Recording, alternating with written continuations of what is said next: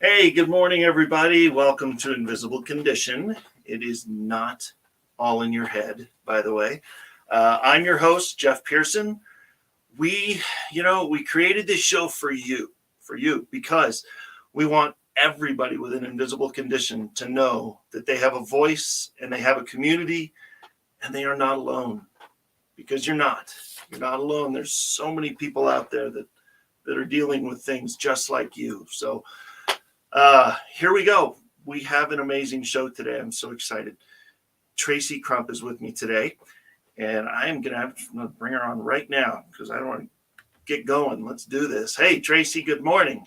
Hey, Jeff. How are you doing? Oh, man, this is so cool. I'm so glad you're here. This is going to be, I've been looking forward to this show for a little bit. This is going to be fun. So, yeah. And everybody watching, the second segment is going to be really fun but you'll understand. But this is going to be a good show. So, Tracy, please tell us about yourself, your family, what part of the country you're in, where you live, all the good stuff. Tell us about Tracy. Okay. Well, I was born and raised in Memphis, Tennessee, and live just south of there now in North Mississippi. I married my high school sweetheart. All right. I've been married 47 years now. We have 2 sons, 2 grown sons, and 5 completely unspoiled grandchildren. So, Right. I was a nurse years ago, an RN. I worked in ICU for 5 years, where I saw some amazing things. I bet you did. But then I became a stay-at-home mom, which was really my heart's desire. I wanted to stay at home and raise our sons. Ended up being a homeschool mom, which was not something I ever planned to do, but it was a huge blessing. We loved homeschooling. So after my sons graduated, I ended up being a writer. And so I've written a book and a lot of devotions, articles, short stories, that sort of thing, and really, really enjoyed it. Something else I never thought I would do, but I've loved it. Oh man, that's amazing. Toward a little bit later in the show, we definitely want to talk about that, because you have some amazing credentials as far as your writing. So I'm pretty excited to tell everybody about that. But you mentioned 47 years of marriage, which is amazing. Congratulations. And I wanted to, I'm sorry, it blew right through my mind that I was going to say this at the beginning of the show, but happy anniversary, Catherine. We just celebrated 24 years yesterday. So yesterday was our 24th anniversary. And so I just wanted to throw that out there. Catherine, I love you. I'm so glad that we're doing this life together. And 24 years, baby. Here we go. Forever Happy to go. Anniversary.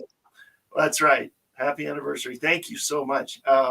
And congratulations on 47, man. That's awesome. My parents just celebrated 53. Her parents just celebrated 50. I mean, it's crazy. It's awesome. It's so rare to meet people that have been married that long. So well done. That is, especially nowadays, that is quite the deal. So with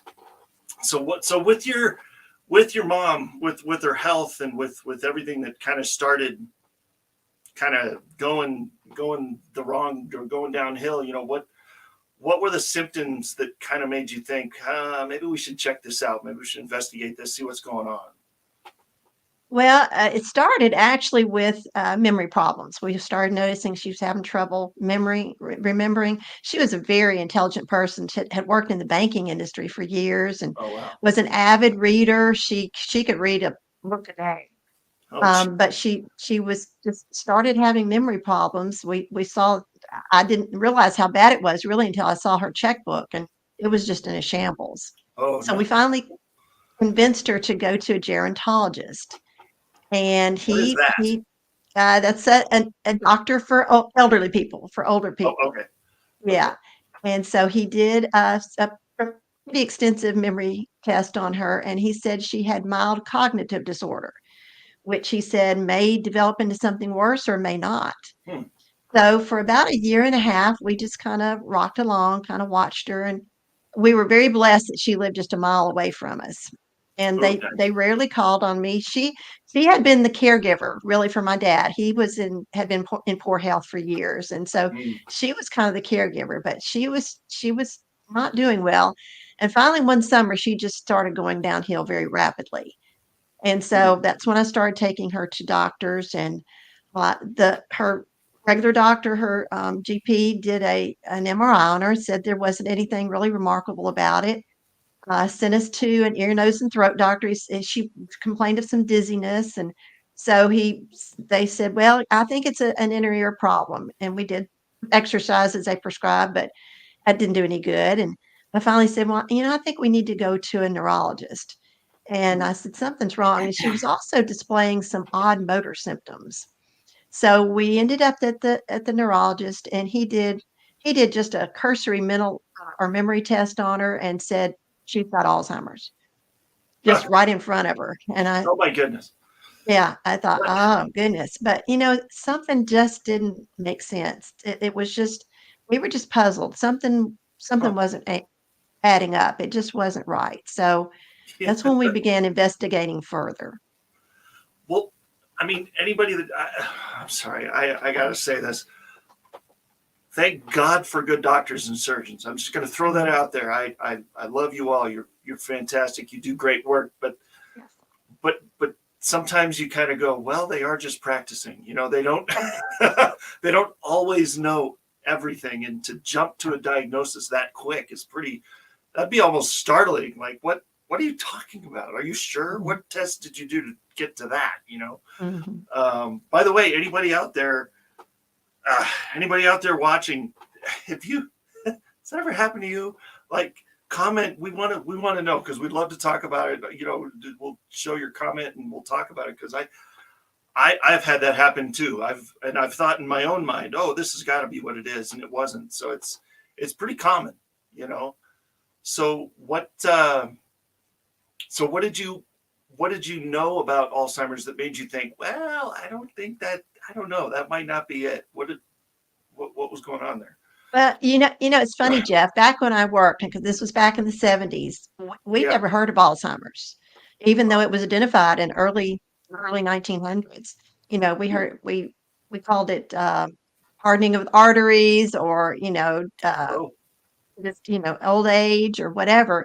And yeah. really, I don't think it was as prevalent, even though it wasn't named for what it was. I don't think it was as prevalent then as it is now.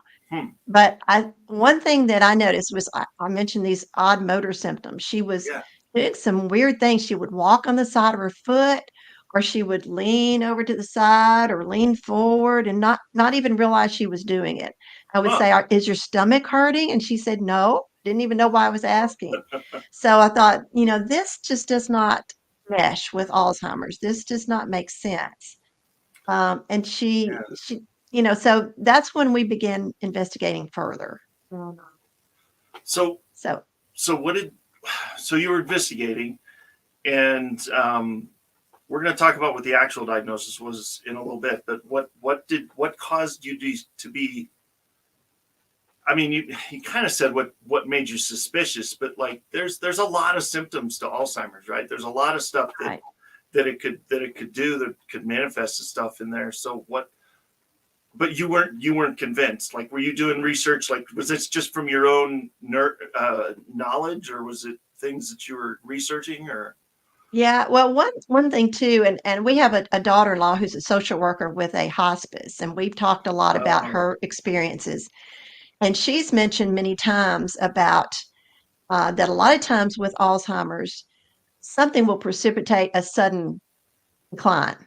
oh, Like nowadays, if they get COVID, a lot of times they'll just mm, go downhill after yeah, that. I've heard There that. was nothing that had precipitated my mom's decline. As like I said, that summer she just declined tremendously.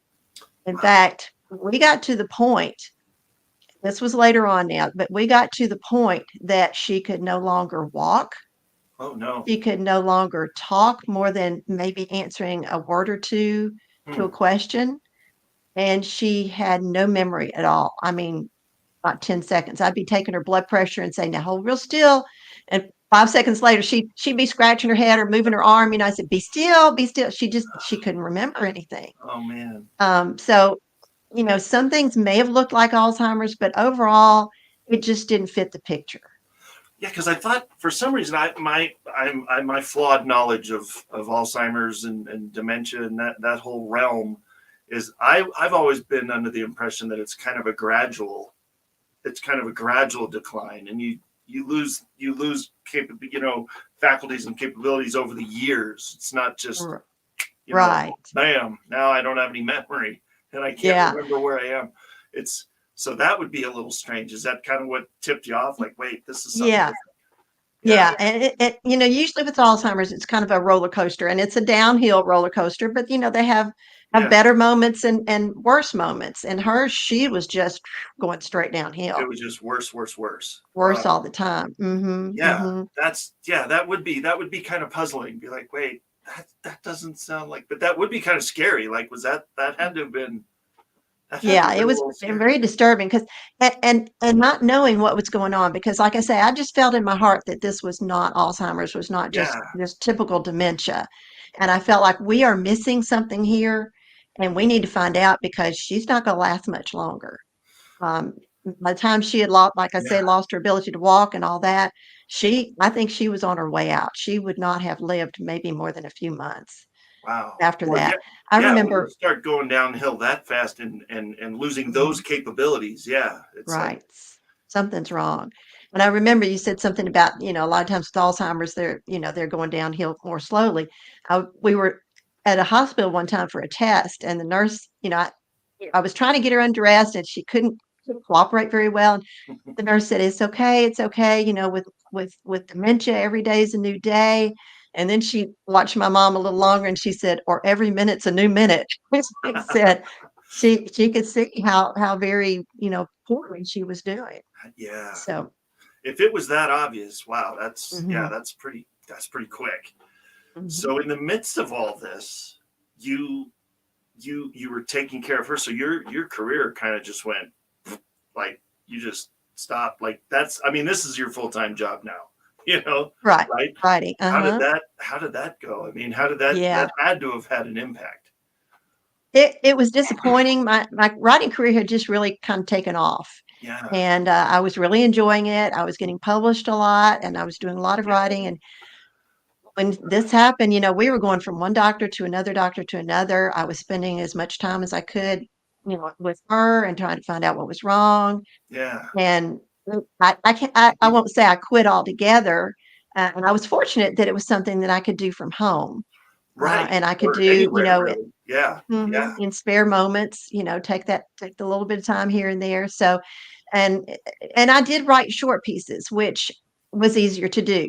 I could do that in my spare time and finish one thing and move on to something else, which was nice. I wasn't in the Yeah. middle of a book or something like that. So that was nice. But it did kind of put the brakes on as far as that was concerned. Well, you got to do what you got to do sometimes, right? You just, Hmm. Right. what's Yeah, and more your important? mom is more important. Exactly. Your Yeah. family is more important. Yeah. Well, so you mentioned you had worked in the medical world, uh, in your in the ICU, right? You said, I or did for ICU five nurse. years. Okay. Mhm. What are this can't be the only time. Maybe this is what made you like click and like, hey, this can't be what they say it is. What other kind of misdiagnoses did you did you see that kind of blew you away over the years? Well, I don't know if I saw so many misdiagnoses as missed predictions or prognoses. Oh, Um, I know more than once, and I have written about some of these too. I've seen doctors make a prediction that someone either wouldn't survive, wouldn't oh, improve.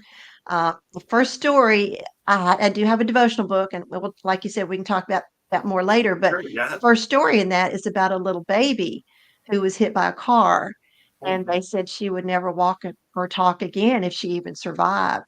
Well, she ended up wow. shortly before she was discharged from the hospital, she would said mama and water and walk to her mother. So, doctors are just as surprised and pleased when they are wrong in those Right? predictions.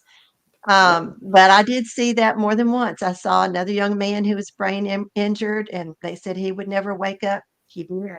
A Wow. young woman, I did write about her too, who she had Guillain-Barré syndrome and lost Whew. all ability to communicate. She was on a ventilator. They didn't think she would ever survive or Oh recover, and she man. did. So, it's So those are the things that make nursing wonderful. We see yeah. sad things, especially in ICU, but those are the stories that keep us going. Wow. Yeah, those are amazing. Those kind of ones. I mean, I jokingly say, they're just practicing medicine, that's what they say.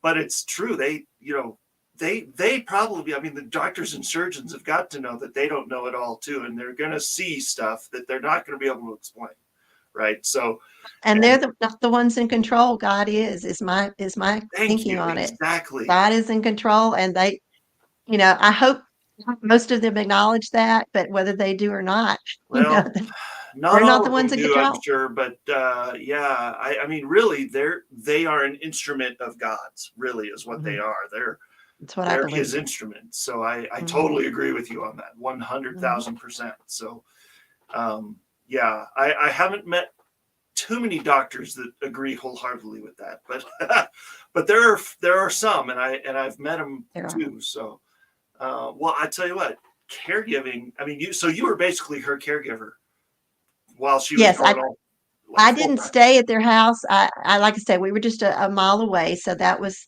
wonderful. Yeah. My dad, he was perfectly fine. He was perfectly with it. Now he was in poor health, but he and bless his heart, later on when she started falling, and we'll talk about this more later, but Sure. he followed her around Oh, and wore himself out following her around trying to keep her from falling. So oh man. so it was a concerted effort. It was on both of our parts. It was just kind of a tag team that we Oh tried my to take goodness. care of her. Well, I mean, really, it's all new. You don't know. You just Hmm. know what you don't know, and sometimes Hmm. you just got to roll with it and see what happens. So, That's right. which can be scary, but I mean, at least you had I mean, yes, your dad, you said he was in poor health, but at least you had him to Hmm. it's kind of a Kind of tag team, right? So, watch over her. Yeah, and he had the phone at the ready. He could call me if he needed me. So, and being that close was amazing. That's hmm, fantastic. So, hmm, man, well, I tell you what, this is awesome, and I wish we could just go straight through, but we have a couple commercials we're gonna go to here, and so I will see you in just a minute, Tracy. Thank you so much.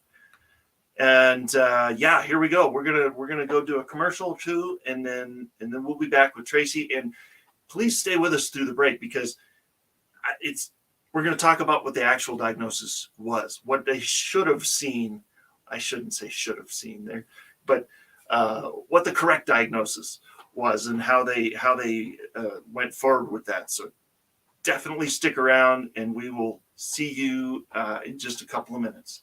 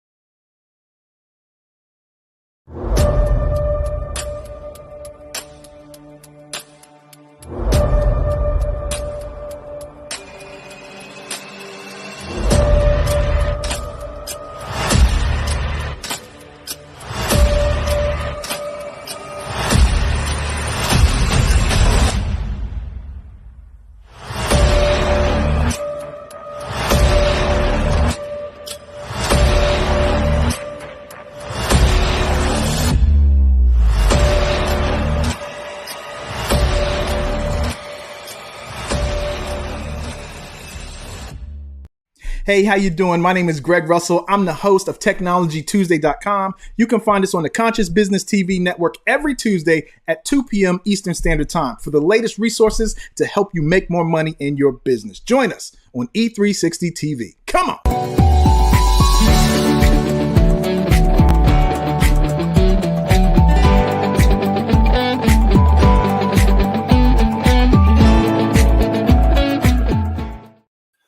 All right, here we go. We are back.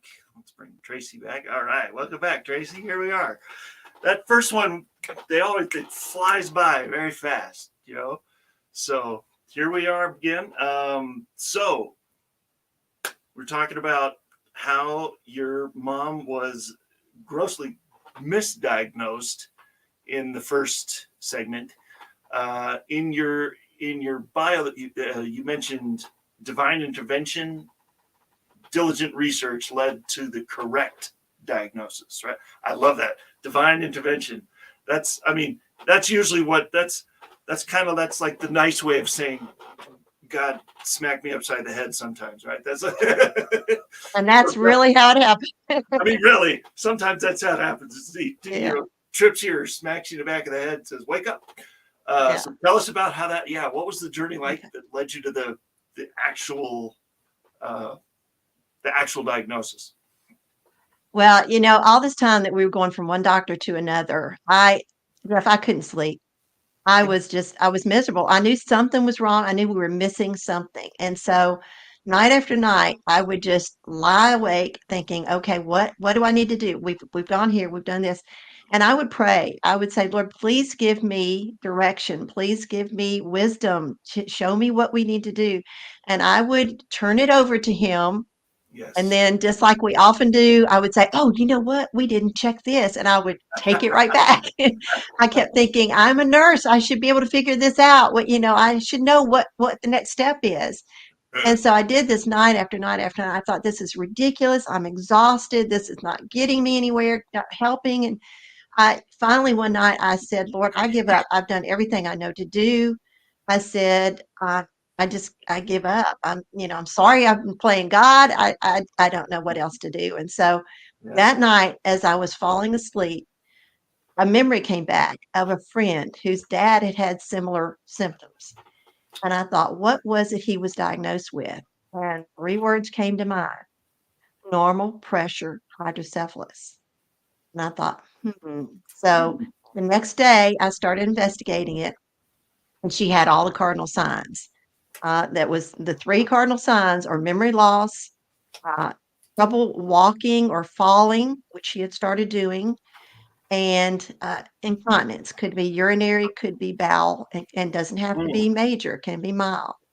But when you think about it, Jeff, what older person doesn't have memory problems and falling and incontinence? So it's very vague, and so it's not easy to diagnose. But I thought, I'm gonna find out. And so the next time we went to the neurologist, I asked him. I said, do you think she could have normal pressure hydrocephalus? He said, no. I said, how do you know? He said, because the MRI doesn't show it.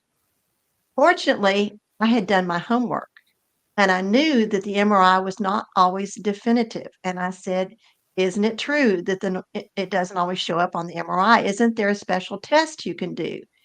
And he kind of backed off, and he said, well, yes, but you would have to go to a neurosurgeon. I said, okay. Okay.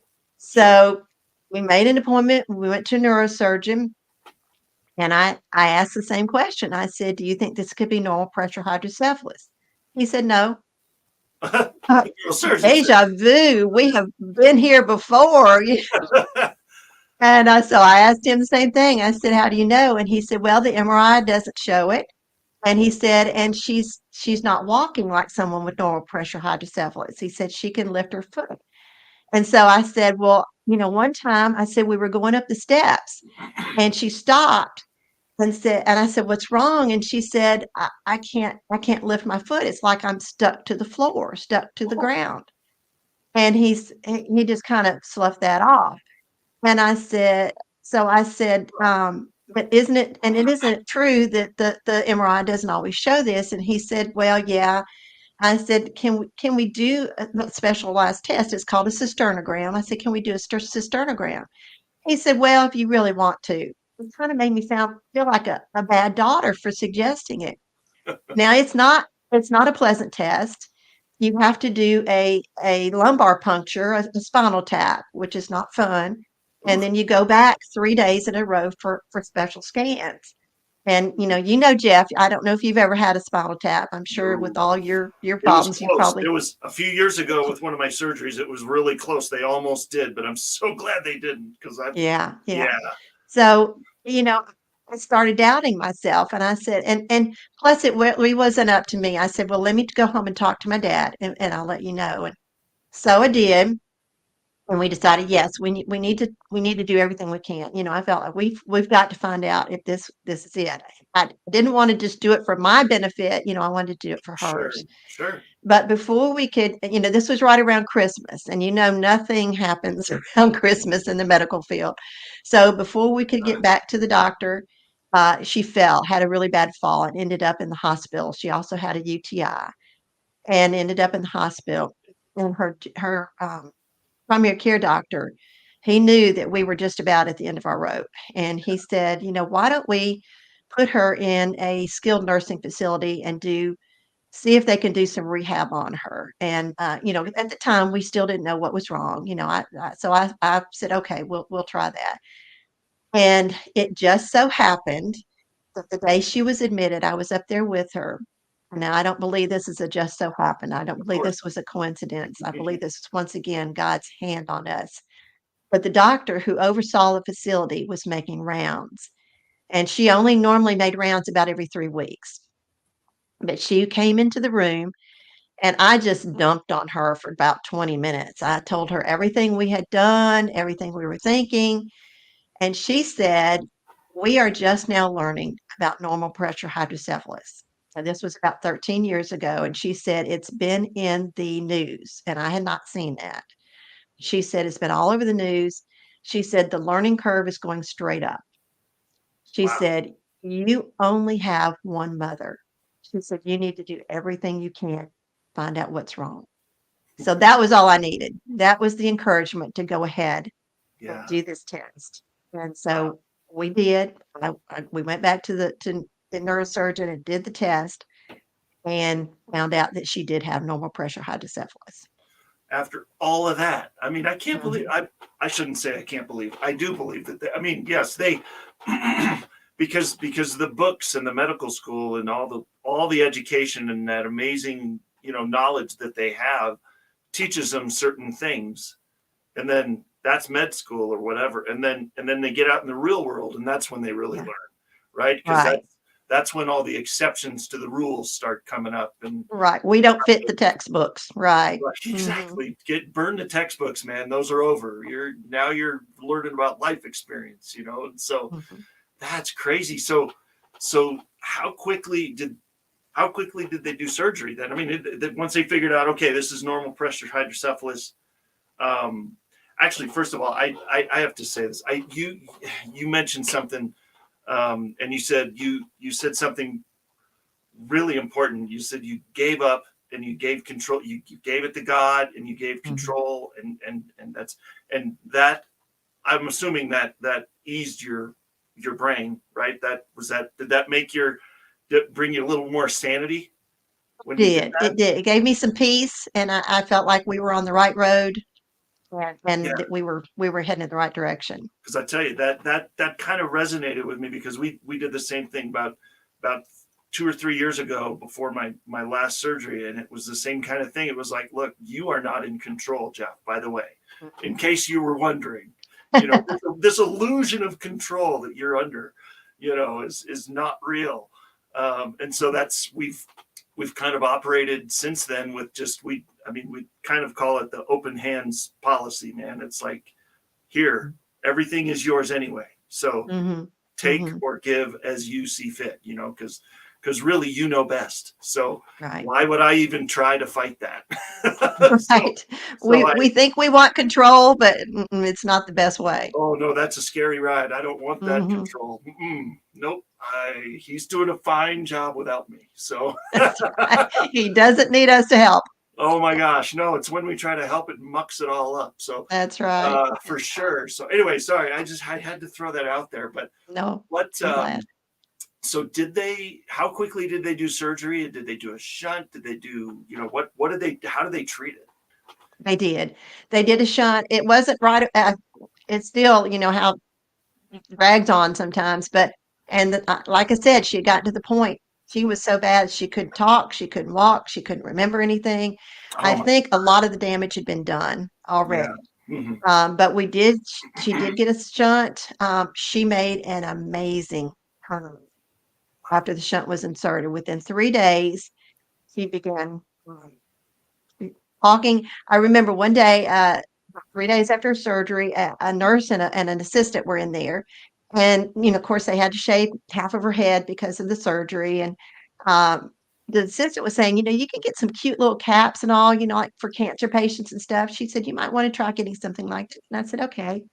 And so about 10 minutes after they left, Mom said, those caps she was talking about? I think I'd like to get one of those. First of all, I thought you were making complete sentences.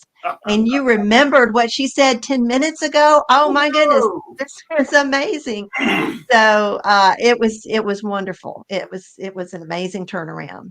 That's so cool. Oh man, it almost brings tears in my eyes just to think about it. That's amazing. It was. How did that like that? You must have had to try to keep yourself on the road after that, man. Like, That's right. what did you just say? Yeah. Holy cow! So that wow.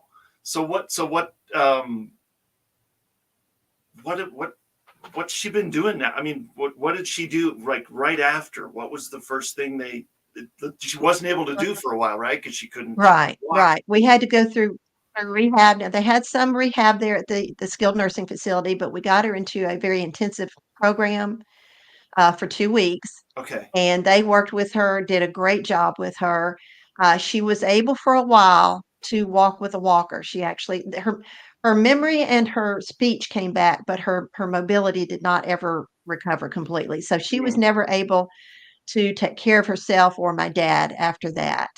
But she did make improvements.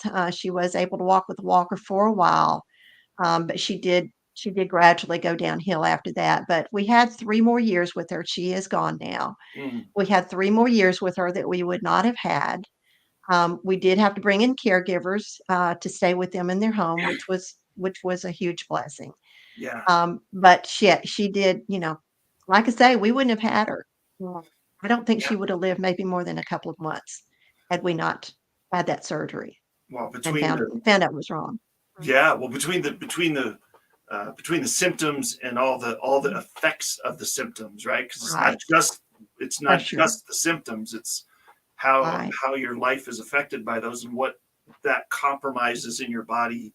You know, Do you aside. want me to kind of explain what normal pressure hydrocephalus is as opposed Sure, to? absolutely, yeah. For those that Okay. don't know that yeah, because there's different Yeah. types of hydrocephalus. So yeah, Right. And I know you were born with hydrocephalus, yeah, and babies.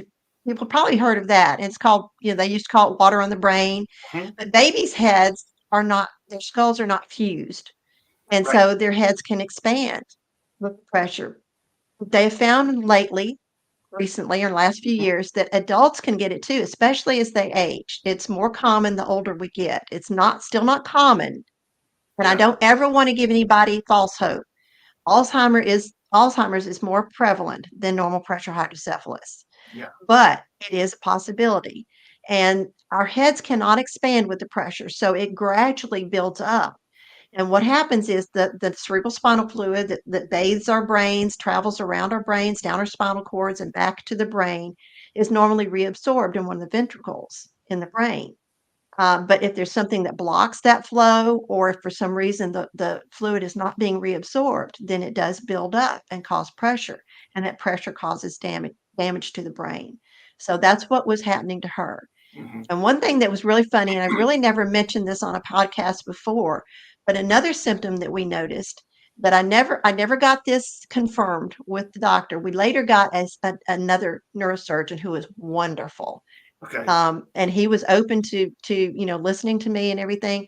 But she did something that was odd. She would, and I don't know if I can replicate it, and I don't know if you want me to, but she would kind of snort like that constantly and be swallowing constantly. I honestly think that she had a leak, a cerebral spinal fluid leak into her sinuses. And I Oh, think that probably relieved the pressure a little bit and is the only reason she probably survived as long as she did. Now, I've never wow. heard anybody else say anything about this, but I honestly believe that's what was going on because as soon as they did that surgery, she stopped doing that. She You never know, did it again. I She I never know had. somebody. I think you're onto something there though, because Oh, I know somebody that, gosh, I'm trying to remember. She I saw her in person, and she said my nose is just running and running and running, and I can't figure out what it mm, is, but it was clear. It wasn't like, when your nose runs, it's not, let's not to get into too much gross, disgusting not detail, but graphic. yeah, but when your nose is running, it looks different than Mm-hmm. just clear liquid. And I was like, you might want to go to the hospital and get that figured out, because that could be. Mm-hmm. I didn't want to tell her, anything like that, because I didn't want to freak her out, but Right. it was just like that. It was like it was Uh-huh. leaking out of the, yeah. So I thought that's the only other time, what you just said there, that's the only other time I've ever heard that. That's amazing. And it's probably not common. It's not something they ever list on the websites about normal pressure No, hydrocephalus, no, probably but not. it's something to keep in mind. If your loved one does not have sinus problems and has never done that before, it's just something to think about. Yeah, I mean, there's so many crazy things with these it's like nondescript, like fibromyalgia Yeah. and all this stuff. It's just pain and symptoms, and it's like, what is it? And it's so non-specific, and sometimes it takes forever to narrow it down and figure out Yeah. what it actually is. So yeah, Right. so I'm so thankful that they did, and that you had the amazing surgeons and people that surrounded you that were eventually be able to figure it out, because that can be super frustrating from your perspective too, I'm sure. Right. So, oh man. Well, I'll tell you what, I was going to ask you something else right now, but I don't want to cut into the next break. So we're going to do it on the other side of the break, but we are going to talk about how to connect with you for anybody that wants to connect with you. And we're going to talk about some of your writing that you were talking about. You were talking about you've been a writer for so long, and so we're going to talk about what that looks like and all the cool ways that people can get in touch with you. And yeah, we'll do that in just a minute. We're going to do that on the other side of the break. So bear with me just for another minute, and I'm going to take you off of there. We'll see you in just a minute. And yeah, stick with us, because there is some cool stuff coming in the third segment about Tracy and all the things that she's doing now.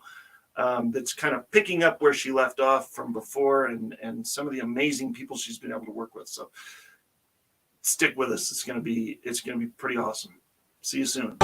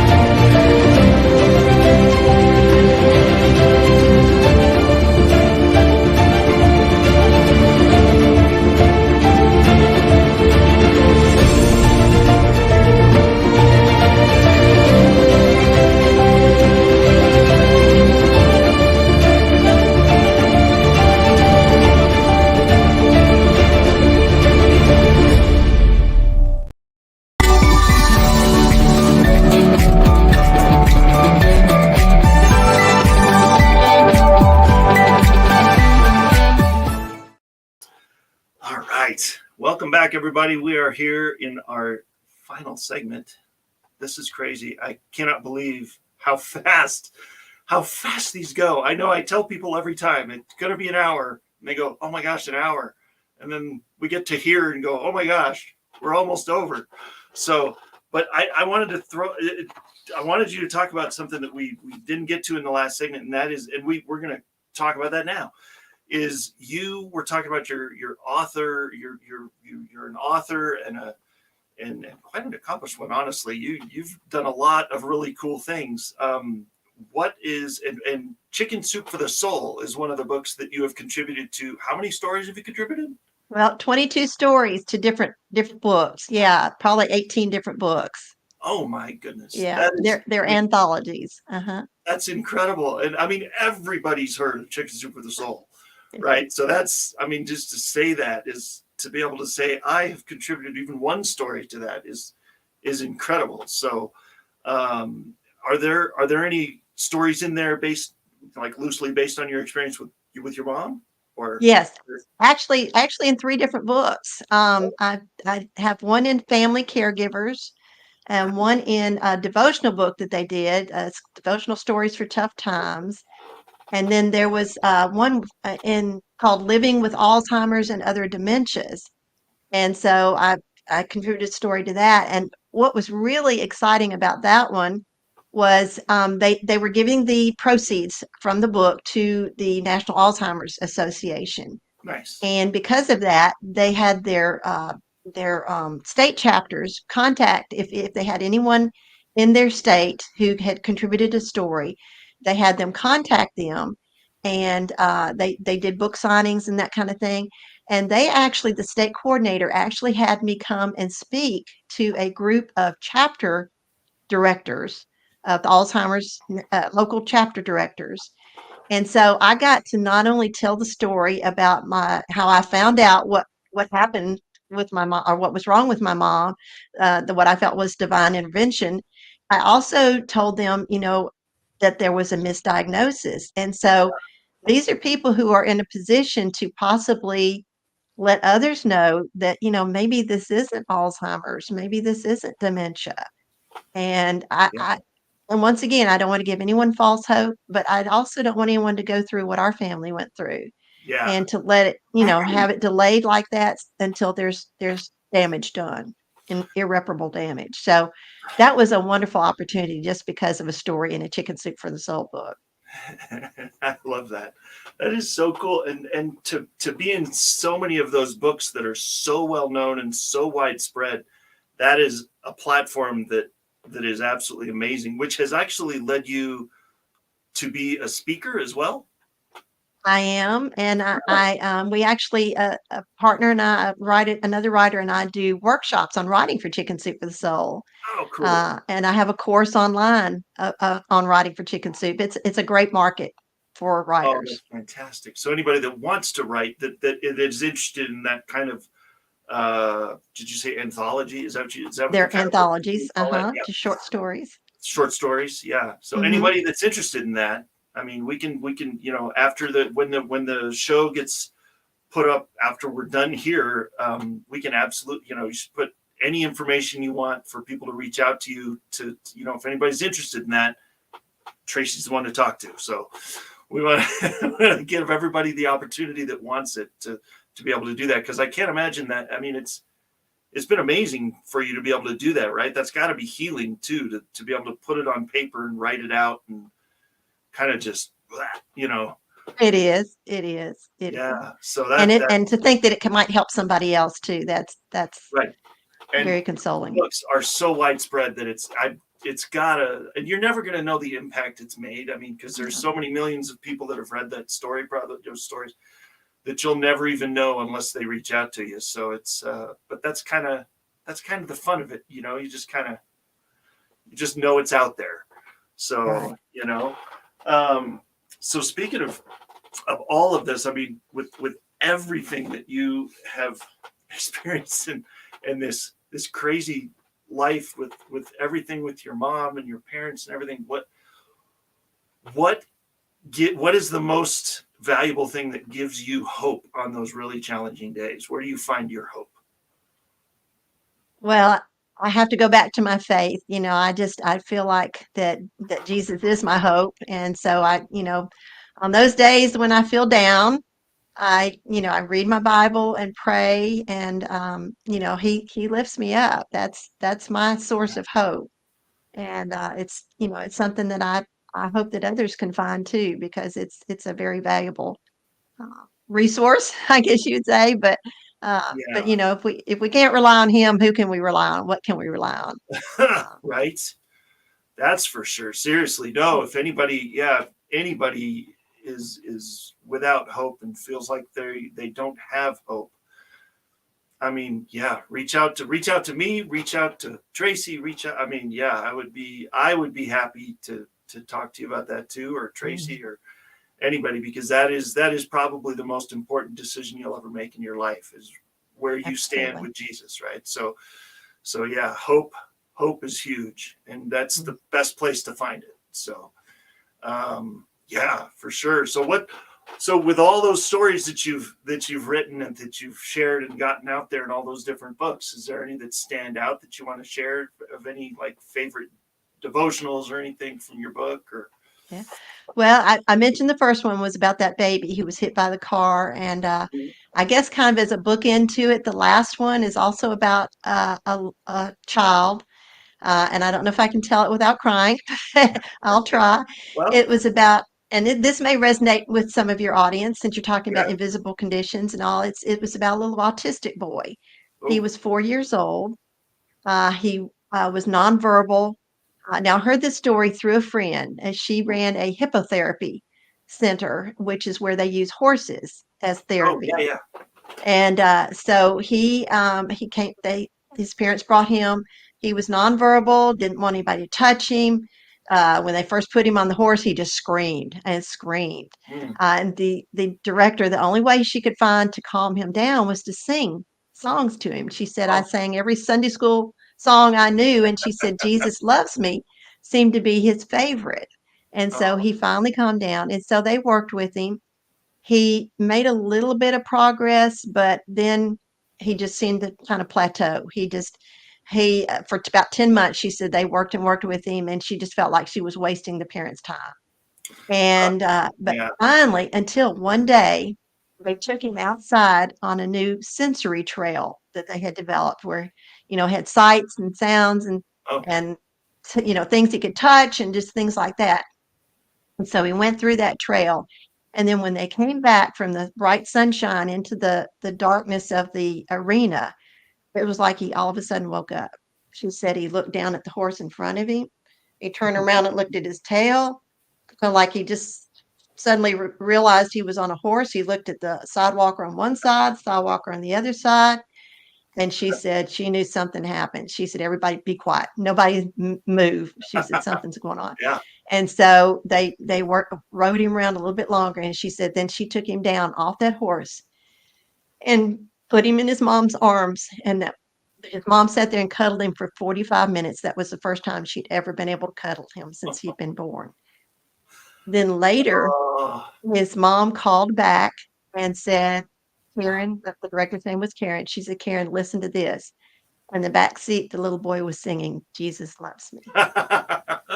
So, God, God's oh, not promised to heal us in this life. He may not physically heal us, but he will spiritually heal us oh, if we that's just ask amazing. I him. love that. Yeah, Oh, that that's was so a cool. beautiful story. What? So I knew I had to include that in my book. Come on. Yeah, that's Yeah, a no-brainer. Oh yeah. my gosh. Wow. That's so cool, because yeah, I mean, that I don't pretend to know what's going on inside the head of somebody that's with a diagnosis like that, but that they could get through with them to them with that kind of therapies. And Hmm. that's incredible. Hmm. Um, man. Well, is there anything? This is going to be kind of a crazy question, but I ask everybody. Is there anything that through all of this that you can look back and say, you know what, I'm truly thankful for this, going through all that. Oh, well, as far as my mom's diagnosis, I'm thankful that we've discovered what was wrong and that we have had her for 3 more years. But I'm also thankful that we have that story that maybe we can help others who are going through the same thing. Or just like with my book, we don't talk about just one illness or one accident or one diagnosis. We talk about all different kinds of. I have devotions on all different kinds of problems and things that people have faced. And so that way, I hope to reach as many people as possible with Yeah. hope, and that's the whole purpose of the book, is to bring hope and to know that God will walk beside us no matter what we're going through. And so that's the whole purpose of the book. And I tell you what's really been exciting lately, and I don't know how much time we've got left, Go but ahead. that some businesses have been sponsoring cases of the book to be placed at cancer treatment centers Oh, or with love it. ministries that send out baskets, of things for people going through Mhm. chemotherapy and that kind of thing. And there's in fact, an online ministry called Endurance who bought a case of books, and they're sending them out to people who contact them. Mm. And just the message of hope. That was my heart's desire the whole time, was to get that Yeah. message out to people who felt like they were facing hopeless situations and show them that there's always hope. Oh man, that is huge. Yes, because that is the most important thing. I mean, if you don't have hope, especially in a tough situation, you're just Yeah. done already. Mhm. Mhm. That's oh man. So how can people reach out? How can people reach you? I mean, we'll put all kinds of information in the notes after this episode and get it in writing in there so that people can click on whatever link you want to put down there. But tell them now, how do they get a hold of Tracy? Well, really the easiest way is to go to my website, and it's just tracycrump.com. And I've got information about like the workshops that we do, or the links to those, and the book on there, and just different things like that. So that's probably the easiest way. And I have a contact form on there. They welcome to contact me anytime. Amazing. I love it. And that's good. That's just one spot, and then people can just reach out to you for anything. So please Mhm. do, because you're an amazing resource, and I can't wait to hear what you do next. So it's gonna keep writing, keep doing what you're doing, because it's obviously reaching lives, and I'm so thankful that we were able to do this. So this I has am been so too. cool.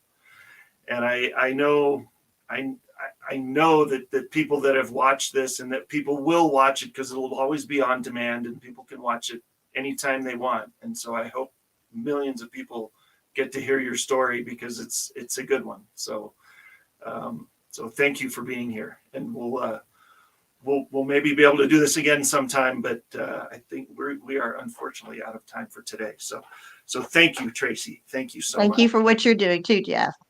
I appreciate it. Thank you. Oh, oh my gosh. Okay, I gotta get my head on straight after that. That was awesome. Oh, I really do want to have her come back. That's going to be great, because I'm sure she's got more stories than we could even fit into a 2-hour show. So, so we want to do that again. Please join us next time, because we've got Serena coming, and she was a pharmacist for over 20 years.